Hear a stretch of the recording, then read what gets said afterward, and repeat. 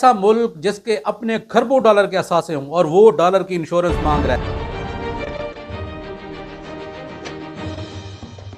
मांग रहा है, अगर उस मुल्क की हुकूमत की तरफ से देखें जो 4 अदाद शुमार जारी किए गए उनके मुताबिक अगर देखें जो पहले नंबर पे है उस मुल्क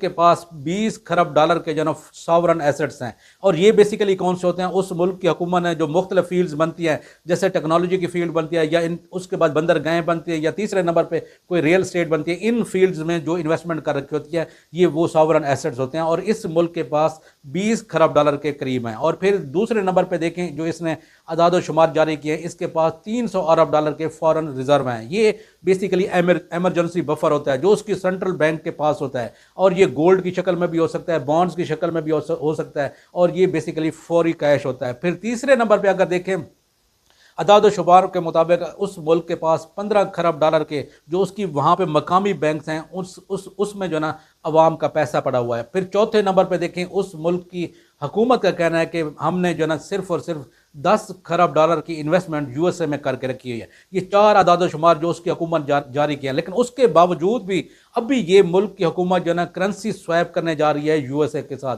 ये मुल्क कोई और नहीं बल्कि जो ना मुत्तहिदा अरब इमारात है, और ये यूएसए के साथ अब करेंसी एक्सचेंज करने जा रहा है। ये सबसे पहले देखें तो ये करेंसी स्वैप बेसिकली होता क्या है? ये दो मुल्कों के दरमियान जो दोनों ममालिक हैं उनकी जो सेंट्रल बैंक है उनके दरमियान एक किस्म का जो ना लेन देन होता है। अब यूएई और यूएसए के दरमियान इनकी जो सेंट्रल बैंक है ये बेसिकली क्या करेंगी, जब मुत्तहिदा अरब इमारात को जो ना डॉलर की ज़रूरत पड़ेगी वो अपना दिरहम इंश्योरेंस के तौर पर वहाँ पे जो सेंट्रल बैंक यूएसए की है वहाँ पे रखवा देगी, और उसके बदले में डॉलर वहाँ से फौरी उसको मिल जाएगा, बजाय इसके मार्केट में हो सकता है जो ना नजाब हो जाए, कमी हो जाए। उस प्रेशर से बचने